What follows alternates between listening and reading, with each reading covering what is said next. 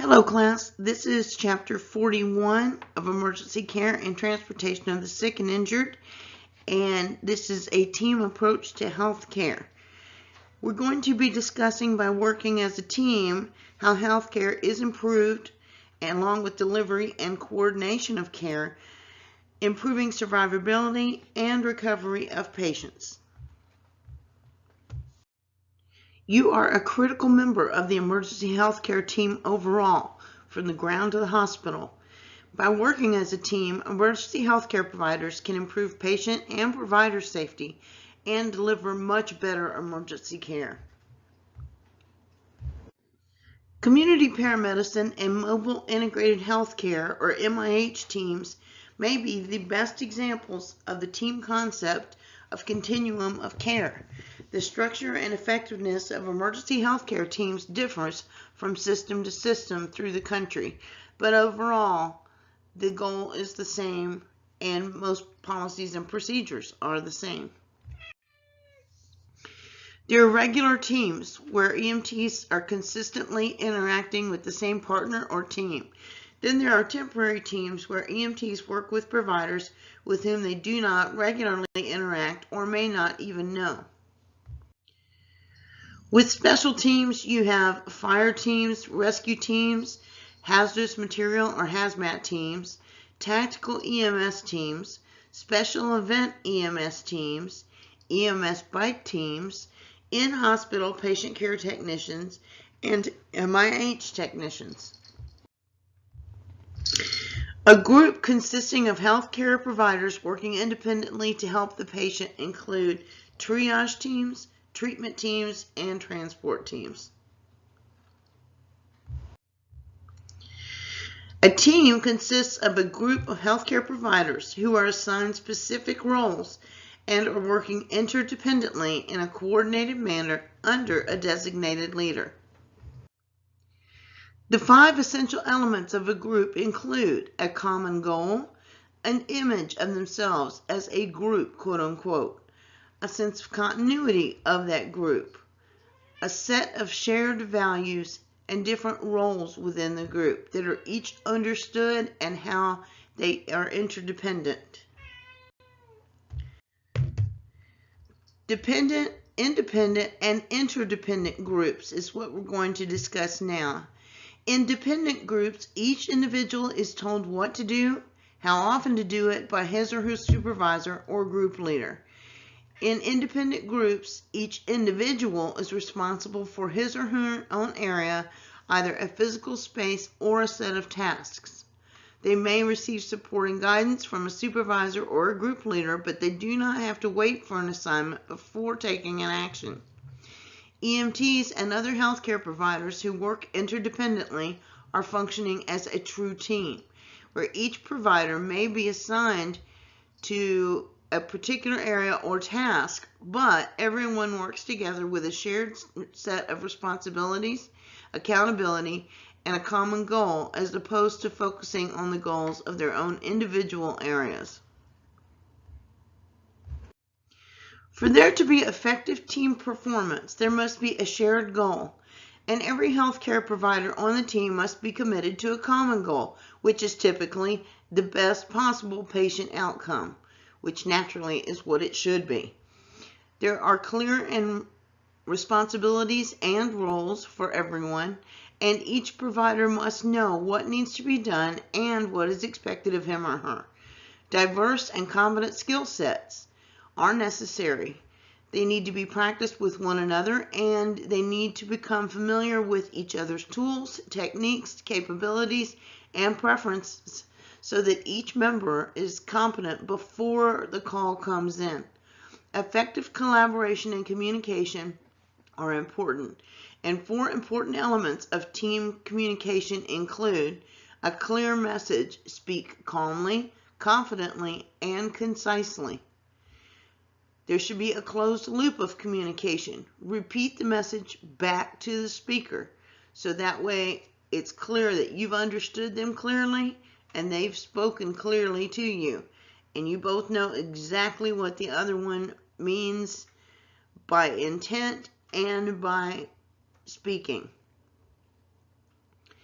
Also, use courtesy, speak politely, and use constructive intervention if it's necessary. Respectfully question or correct a team member or the team leader if a mistake has been made or it is about to be made. Be respectful, but just remind them. Use a question like, isn't it necessary that we stabilize the neck before we do so and so, for example? That might be one way to ask. Also, there should be supportive and coordinated leadership. The team leader provides role assignments, coordination, oversight, and centralized decision making, and support for the team to accomplish their goals and achieve desired results. This is often defined by policy, procedure, or even statute. And it may be the most senior level person with the highest level certification.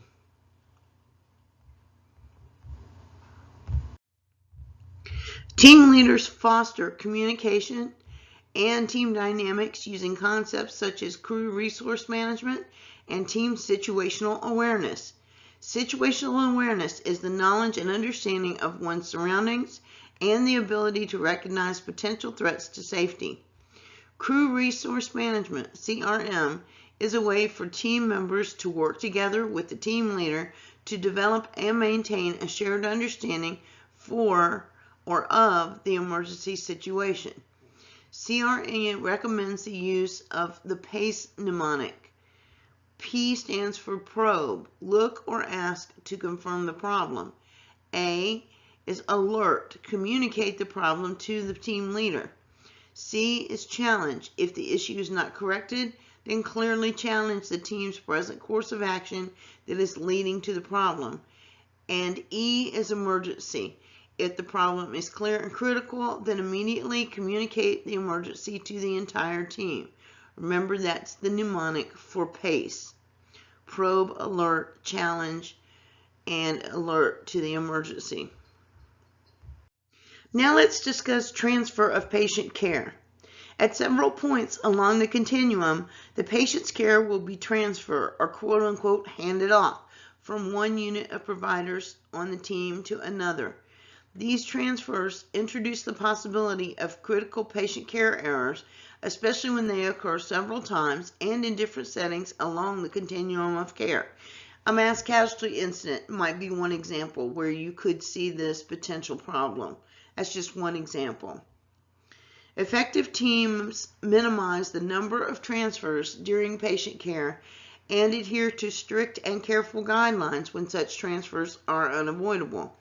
Whenever verbal transfer of care occurs, all team members should do their best to ensure the following: uninterrupted critical care.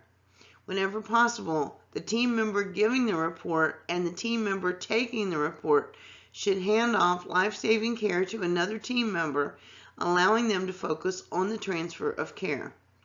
Minimal interference. The transfer of patient care should occur in a location with the least interference possible. Respectful interaction. Each team member involved in the transfer must be respectful of the members' different roles and recognize the importance of each role. And there should be common priorities. Both the team member giving the report and the team member taking the report must focus on their common priorities, which are critical assessment findings and patient care, which are vital for the best possible patient outcome. And there should be a common language or system. Whenever possible, a mutually agreed upon and standardized patient handoff format should be used. You need to refer to Chapter 4, which is Communications and Documentations, for information on PCRs. Now let's talk about BLS and ALS providers working together. BLS and ALS care cannot exist without each other. BLS efforts must continue throughout the continuum of care.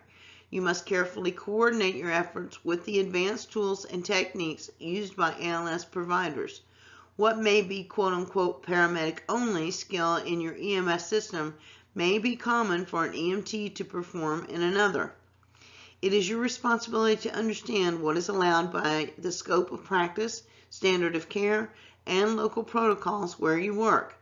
If you work outside these bounds, then you risk a strict legal liability. There are many ways in which you can assist paramedics and other ALS providers with advanced procedures, however. Assisting with ALS skills.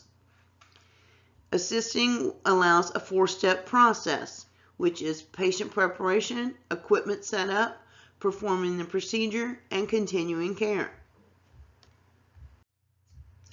You can assist with placement of advanced airways.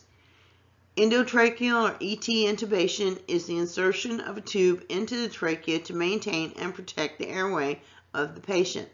The ET tube can be inserted through the mouth or through the nose.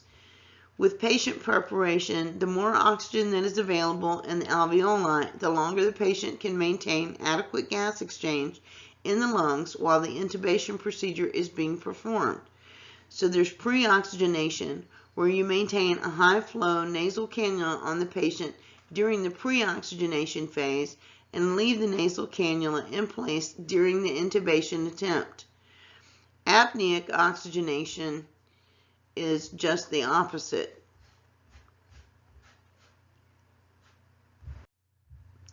Now, with equipment setup, it typically includes personal protective equipment, PPE, a suction unit with a rigid tonsil tip and non-rigid whistle tip or French catheter, a laryngoscope, handle and blade, and that is sized for the patient, manual forceps, an ET tube that has been sized for the patient, a stylet or tube introducer, which is gum and elastic boogie, and then water-soluble lubricant, 10 milliliter syringe, a 10 milliliter syringe, and confirmation device or devices including waveform and end-tidal CO2 monitors and or colorimetric device, a commercial ET tube securing device, and alternate airway management devices such as supraglottic airways and or cricothyroidotomy kits.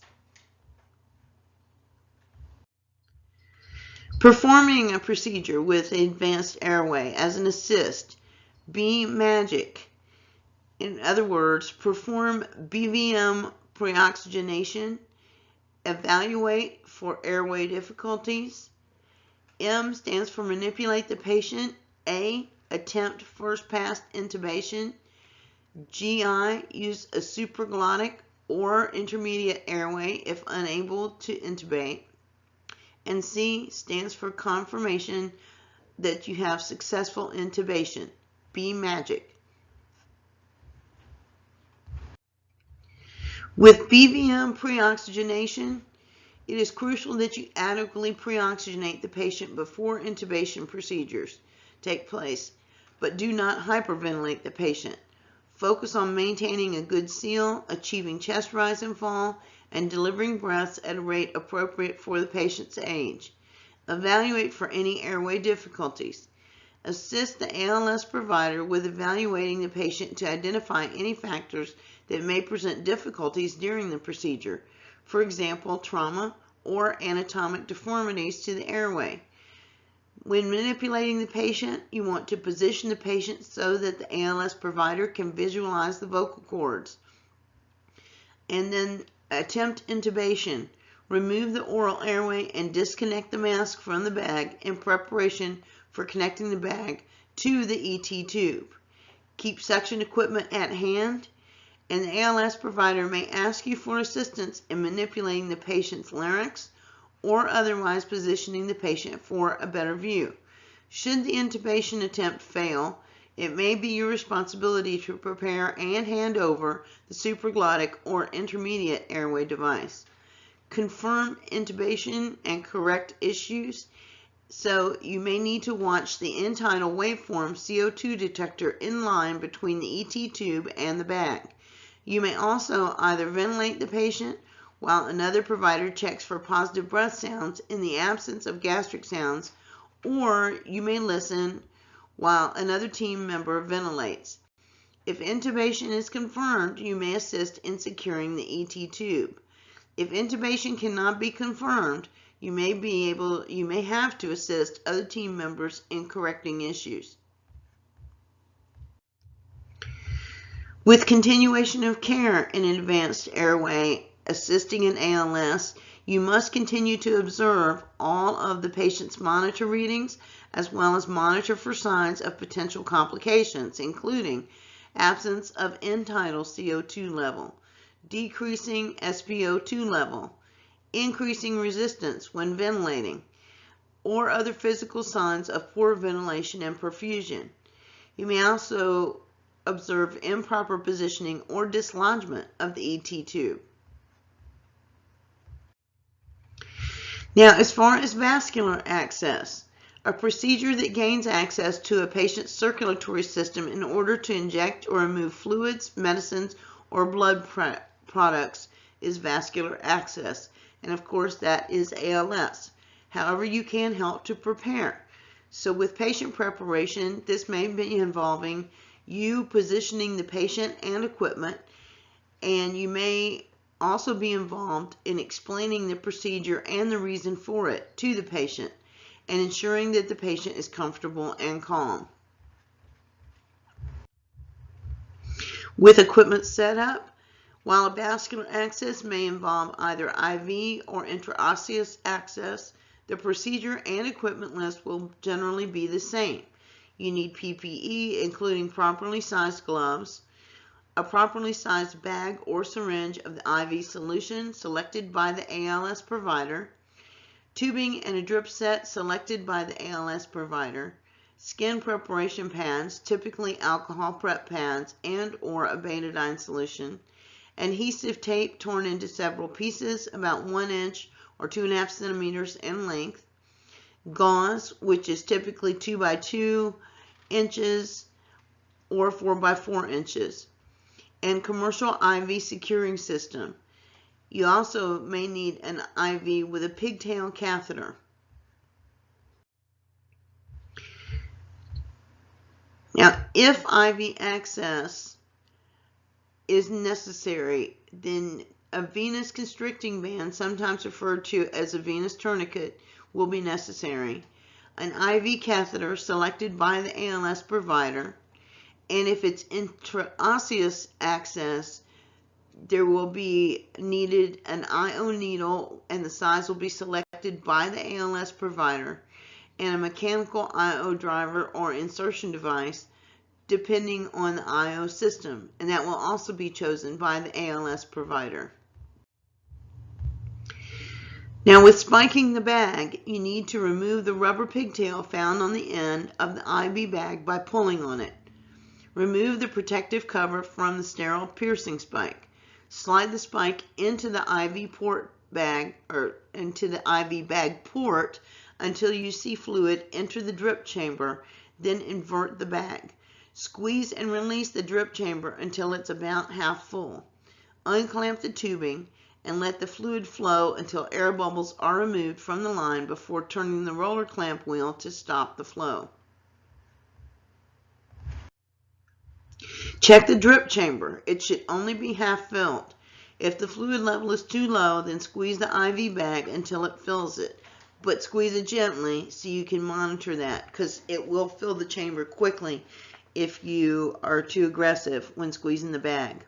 If the chamber is too full, then invert the IV bag and squeeze the chamber to empty the fluid back into the bag. Hang the bag in the appropriate location with the end of the IV tubing easily accessible for both you and ALS. Choose the drip set indicated by the ALS provider and attach it to the fluid bag indicated by the ALS provider. Fill the drip chamber halfway by squeezing it. Flush or bleed the tubing to remove any air bubbles by opening the roller clamp. Make sure no bubbles are floating in the tubing. And then with a saline lock or a buff cap, you can access devices used to maintain an active IV site without running the fluids through the vein. These are used primarily for patients who do not need additional fluids but may need rapid medication delivery. Procedures will vary based on local protocol. When performing the procedure for vascular access, while the ALS provider is establishing an IV or IO access, you may help to stabilize the patient's limbs or provide him or her comfort. And continuing care, once vascular access is established, continue patient care by observing the access site for swelling, bleeding, discoloration, or leaking. Observe the IV tubing to see if it is improperly blocked, clamped, or kinked, or if the bag of IV solution has run out or is empty. Now, troubleshooting team conflicts. When a conflict occurs, keep in mind the following 5 techniques. Remember, no matter what, the patient comes first. Regardless of interpersonal conflicts that may arise, the patient's needs must always come first. Do not engage. If the problem causing the conflict does not directly and immediately impact patient care, then do not engage. Have the discussion after the call, when more positive communication may be possible. Number 3, keep your cool. Maintain your professional composure. If you feel that the conflict is over a critical component of patient care, then follow the PACE mnemonic discussed earlier. If it is not, then begin by taking a deep breath and slowly counting to 10. Separate the person from the issue. If the conflict arises from the behavior of another team member and the conflict cannot be delayed or avoided, then focus on the behavior itself rather than the individual. And then choose your battles. Remember, there is strength in the diversity of team members. Not everyone will work in exactly the same way, and that is a good thing. Avoid engaging in conflict over minor issues in patient care that center around one provider, quote-unquote, style over another. Now let's go over the review questions for this chapter. We'll start with number 1. Which of the following is a characteristic of a regular team? A, they serve a specialized role within the larger emergency healthcare system. B, these are members that consistently interact with the same partner or partners. C, the team performs special functions across geographic boundaries. Or D, regular teams are more common in volunteer EMS systems. This one should be pretty easy and straightforward. And it is B. Members of a regular team consistently interact with the same partner or partners. This allows them to perform as a seamless unit. Special teams serve a specialized role within the larger emergency healthcare team. Groups perform special functions across geographic boundaries, and temporary teams are common in volunteer EMT systems. Now, since we discussed the incorrect answers already when going over the correct answers, I'm just going to briefly recap them here. Number 1, which of the following is a characteristic of a regular team? A, they served a specialized role within the larger emergency health care system. Special teams serve a specialized role within the larger healthcare system, and that's given in their title. It's a specialized role. Special teams have specialized roles. B, members consistently interact with the same partner. That, of course, is the correct answer. C, the team performs special functions across geographic boundaries. Groups that perform special functions across geographic boundaries are specialized groups, or they may be ad hoc groups that have been pulled together for a really large situation like a massive wildfire or some type of national emergency. And D, regular teams are more common in volunteer EMS systems. These are temporary teams, and those are, again, because they're temporary teams, more common in volunteer systems. Review question 2. Essential elements of a group that people must share include A, focusing on individual goals, B, placing emphasis on one way of accomplishing a task, C, working with a set of shared values, or D, promoting a personal identity. Remember, these are essential elements of a group that people must share. So if you think about the way that's worded, you should get the answer pretty easily. It is C. It is important for groups to have a set of shared values, or how the group wants to get things done. In a group, the focus needs to be on a common goal. Group members must have a sense of continuity, and remember that the group may work together more than once in different configurations. And finally, a group member should put forth an image of the group as a whole, not one individual person. So let's look at the incorrect answers. Essential elements of a group that people must share include A, focusing on individual goals. That's incorrect. Groups are groups by definition of the fact that they're focused together on a common goal. B, placing emphasis on one way of accomplishing a task. That's incorrect because group members must have a sense of continuity, and remember that the group may work together more than once in many different configurations. So there can be many ways of accomplishing a task. C, working with a set of shared values. That is, of course, the correct answer. While all of the other things may or may not be true, this is the most correct answer because you're working with a set of shared values overall, which are typically the best patient care possible. And D, promoting a personal identity. That's incorrect because a group member should put forth an image of the group as a whole, not one individual person. So while some of the other things are correct, again, the most correct answer is that as a group, you're working with a set of shared values.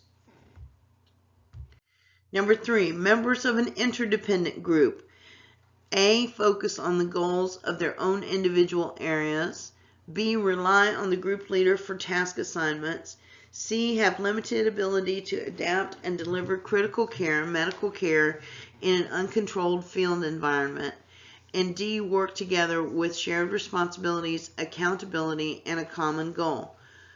This will be easy if you remember that these are members of an interdependent group.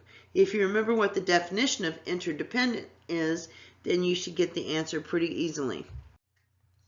And it is D.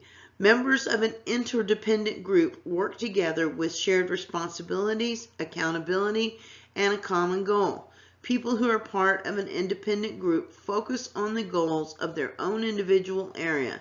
Individuals who are part of a dependent group rely on the leader for task assignments and have limited ability to adapt and deliver critical medical care in an uncontrolled field environment.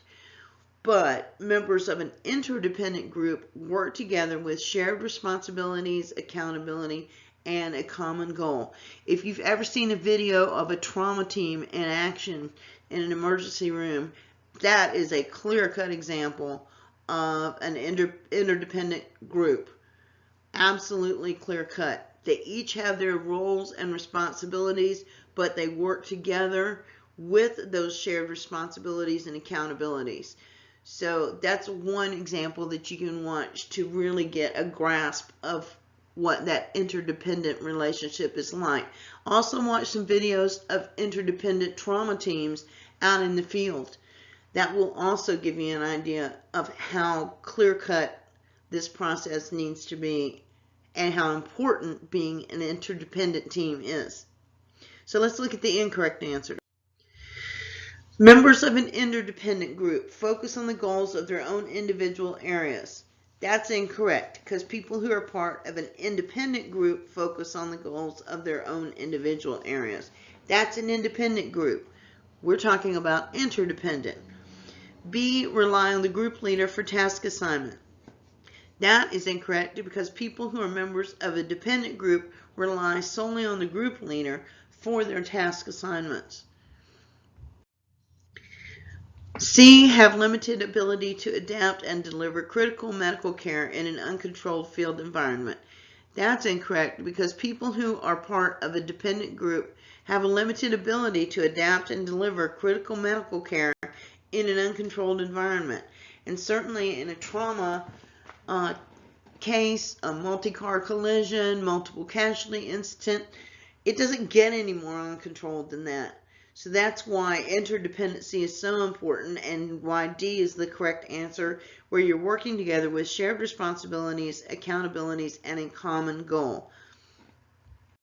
Question 4. When a team member speaks, you should repeat the message back to him or her. This is an example of A, closed loop communication, B, a clear message, C, constructive intervention, or D, courtesy. Again, this one should be pretty straightforward. You shouldn't have any effort getting this one correct. It is A, closed loop communication. This helps confirm that you heard and understood the message and will act on it. A clear message is delivered when you speak calmly, confidently, and concisely, so the information delivered or the action requested is clear to the listener. That listener needs to repeat it back to you, so that is that you know that they understood exactly what you said, and that is your closed loop. Constructive intervention takes place when it is necessary for you to respectfully question or correct a team member or leader. You extend courtesy when speaking politely to members of the group. Let's look at the incorrect answers. To review the question, when a team member speaks, you should repeat the message back to him or her. This is an example of A, closed loop communication. Again, that is the correct answer. B, a clear message. Well, that's sort of correct. A clear message is delivered when you speak calmly, confidently, and concisely, so the information is delivered or the action requested is clear to the listener. However, if they don't repeat the message back to you, then it's not closed loop communication. No matter how concisely or clearly you may have spoken, until they repeat exactly what you intended to say back to you, you don't know how perfectly clear you were or not. C, constructive intervention. This sometimes is necessary where construction intervention takes place when it's necessary for you to respectfully question or correct a team member or leader. But again, we're talking about closed loop communication only here. While this is a useful process, it is not closed loop communication. And then D, courtesy. You should always extend courtesy and speak politely to all members of the group. But again, we're strictly talking about closed loop communication. 5. A team leader, A, helps individual team members to work together. B, is often defined by policy, procedure, or statute. C, provides coordination, oversight, centralized decision-making, and support for the team. Or D, all of the above. Let's take a look at this one. It is D. A team leader is an essential part of a successful team. The team leader is often defined by policy, procedure, or statute. He or she provides coordination, oversight, centralized decision-making, and support for the team. In addition, the team leader will help individuals to not only do their jobs, but also to work together. The perfect example I can think of a team leader is, for instance, a sergeant in the Army or a chief petty officer in the Navy. They are the quintessential team leaders, or a gunnery sergeant in the Marine Corps. Those are the quintessential team leaders. They see the entire picture. They know policy, procedure, and statute. They provide the coordination and oversight and centralized decision-making in the field. So here also, this is the civilian side of that very same concept, where a team leader, again, is an essential part of a successful team. The entire team is going to reflect on that team leader, and that team leader is defined by policy, procedure, or statute. And then he or she provides proper coordination, oversight, centralized decision-making, and support for that team. In addition, the team leader will help individuals not only to do their jobs, but help motivate people to work together. Let's look at the incorrect answers. A team leader, A, helps individual team members to work together. That is the correct answer. A team leader does help individual team members to work together. So that is correct. B is often defined by policy, procedure, or statute. Again, that is also correct, and we've already discussed this. C provides coordination, oversight, centralized decision making, and support for the team. That is also correct. But then, of course, D, all of the above, is the most correct answer. Number 6, the mnemonic B magic helps you remember the 6 typical steps of endotracheal intubation. Which of the following is not part of the mnemonic? A, performing BVM preoxygenation. B, achieving venous access. C, manipulating the patient. D, evaluating for airway difficulties. This should be easy. You're talking about endotracheal intubation. So the incorrect answer should be glaringly obvious here. And it is B. Although a patient who requires endotracheal intubation will also require venous access, gaining venous access is not part of the B magic mnemonic. B magic refers strictly to endotracheal intubation. Performing BVM preoxygenation, manipulating the patient, and evaluating for airway difficulties are components of the B magic mnemonic. So let's look at the incorrect answers. The mnemonic B magic helps you remember the 6 typical steps of endotracheal intubation. Which of the following is not part of the mnemonic? Of course, performing BVM preoxygenation is important, and it is part of it. Achieving venous access is not part of the mnemonic. C, manipulating the patient is correct. You may have to manipulate the patient for proper intubation to take place by the ALS. And then also part of that mnemonic is E, evaluating for airway difficulties. So know your mnemonics and make sure you remember what each letter stands for in each mnemonic for each different process that it applies to. Question 7. As you ventilate an intubated patient, which of the following observations would cause you to immediately alert the team leader? A, ventilation is creating equal chest rise. B, the patient's cyanosis is disappearing. C, the oxygen saturation level is now at 94%. Or D, the BVM is offering more resistance. This one should be pretty obvious. And it is D. Increasing resistance while ventilating with BVM could be indicative of a critical airway or breathing problem, such as an esophageal intubation that needs to be addressed. That's where the endotracheal tube ended up in the esophagus rather than in the airway. And other observations that need to be immediately reported to the team leader include decreasing pulse ox or SpO2 level, especially if it hits below 94%, physical signs of poor ventilation and perfusion, and improper positioning or dislodgement of the ET tube. Let's look at the incorrect answers. To remind you, as you ventilate an intubated patient, which of the following observations would cause you to immediately alert the team leader? Ventilation is creating equal chest rise. Equal chest rise is a sign that endotracheal tube is in proper position. No alarm there. B, the patient's cyanosis is disappearing.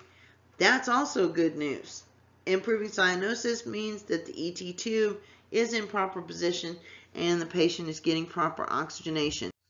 C, the oxygen saturation level is now at 94%.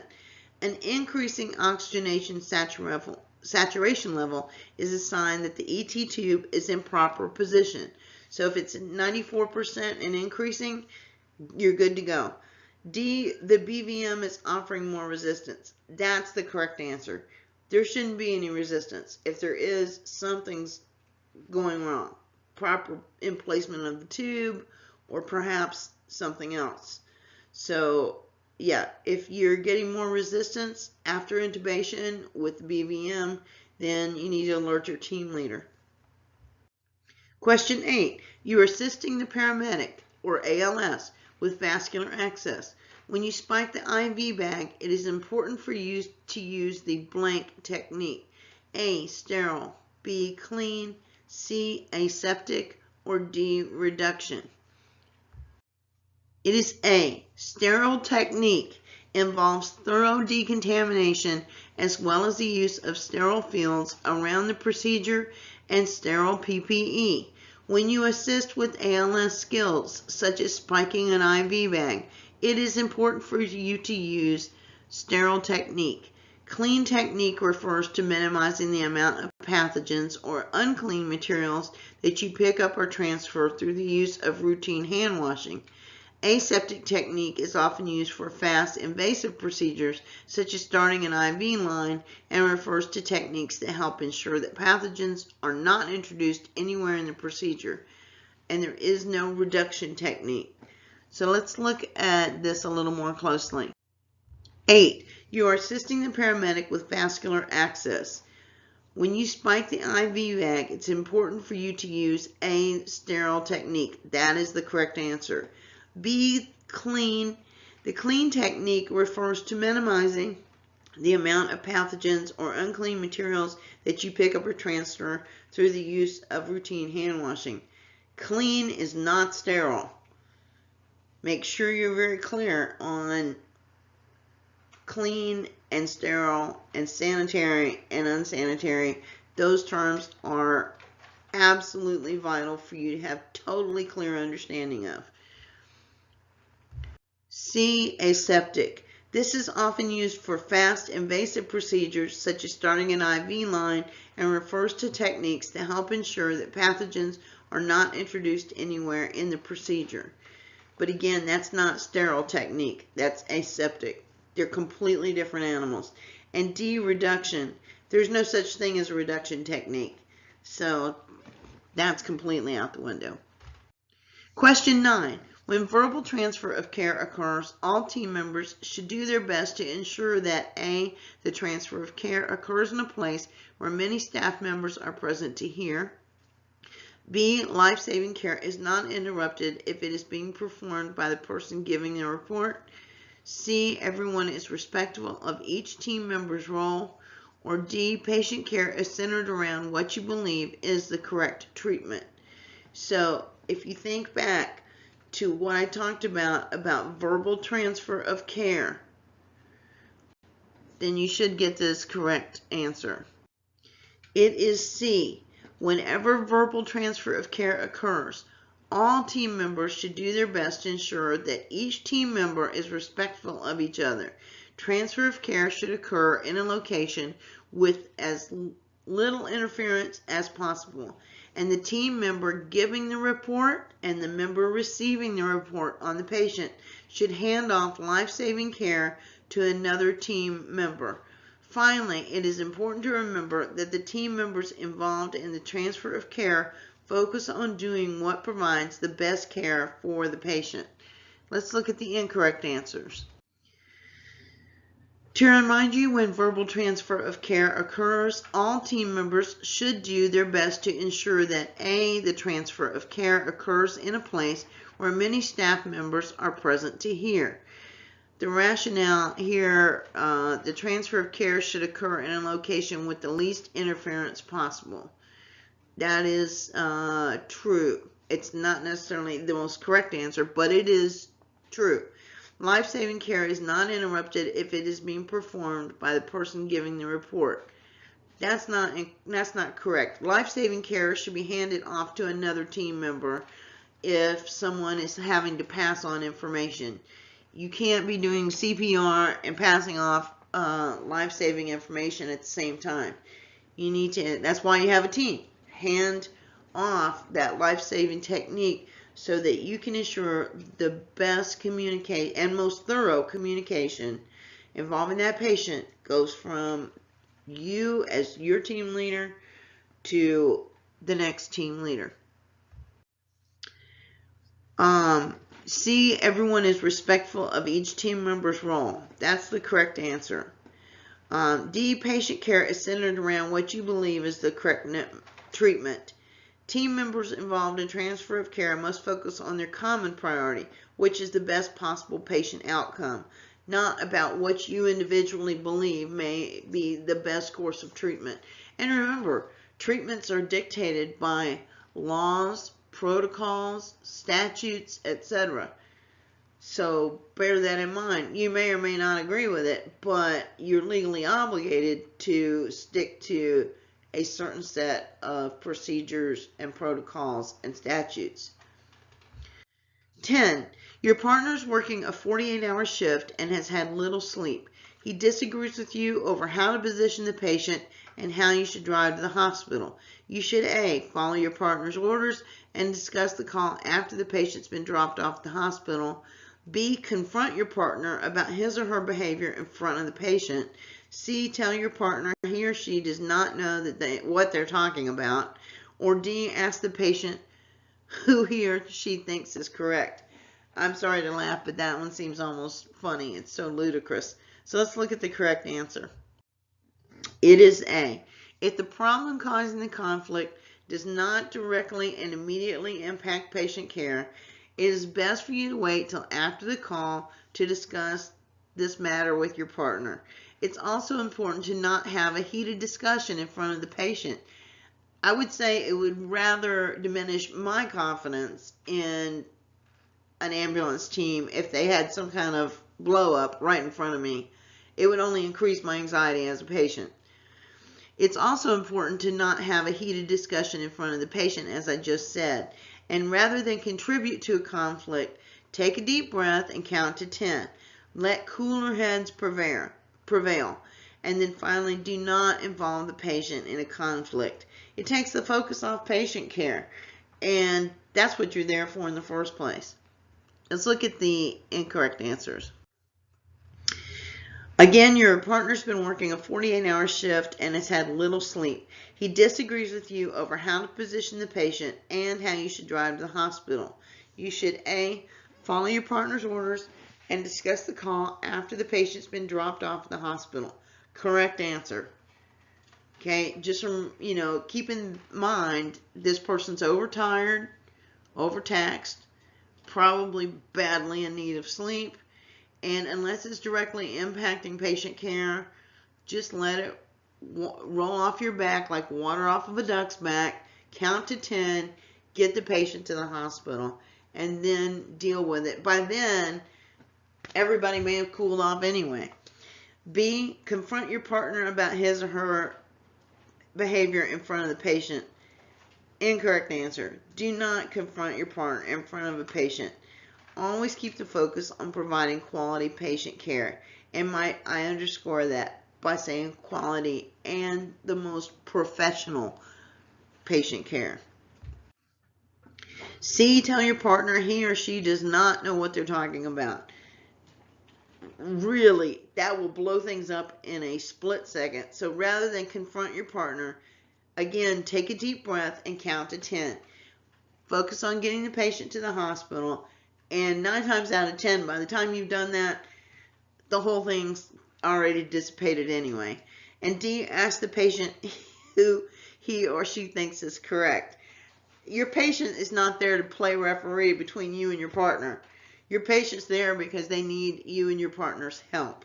So don't ever be involving a patient in a personal conflict.